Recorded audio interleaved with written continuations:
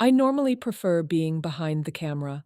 I'm more comfortable recording the moment than appearing in it. But as this part of my journey comes to an end, and I prepare to leave Le Commandant Charcot in Cape Town, I found myself looking back through a handful of photographs taken over the last month.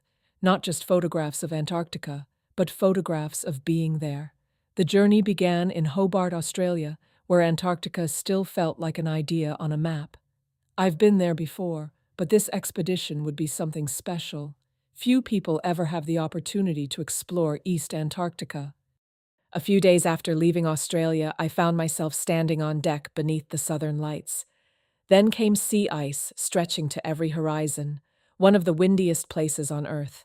The magnetic South Pole, snowstorms, icebergs glowing blue from within, kayaking among glaciers, emperor penguins, seals, whales, albatross, walking on a frozen ocean beside a ship built to travel where few vessels can go, visiting remote sub-Antarctic islands scattered across the Southern Ocean. There were moments of absurdity, too, climbing into a survival suit and discovering that dignity has limits, posing with an oversized magnet at the magnetic South Pole, trying to remain upright in winds that seemed determined to relocate me to another continent, holding a camera while wearing enough clothing to survive a small ice age, and yet those moments are part of the story, too. Travel is rarely as glamorous as the photographs suggest. More often, it is rough seas, bulky clothing, freezing hands, wet boots, windburnt faces, missed sleep, and occasionally looking ridiculous while still having the time of your life. Looking through these images now, what strikes me is not any single photograph, but how every day seemed to offer something extraordinary. Being somewhere few people have ever been, seeing emperor penguins, watching an aurora dance across the sky, standing on Antarctic sea ice, kayaking beneath glaciers, exploring remote volcanic islands in the Southern Ocean. At the time, we only looked forward.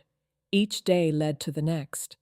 Only afterwards, looking back through the photographs, do you begin to appreciate how remarkable it all was. These photographs are not simply a record of places visited.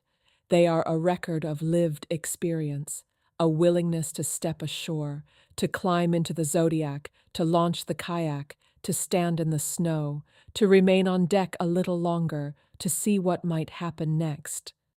From Hobart to Cape Town, the journey covered 7,390 miles, but the distance that matters most cannot really be measured on a map. It is the distance between imagining a place and standing there yourself, and for that I am deeply grateful. But this journey did not end here. That was only the halfway mark.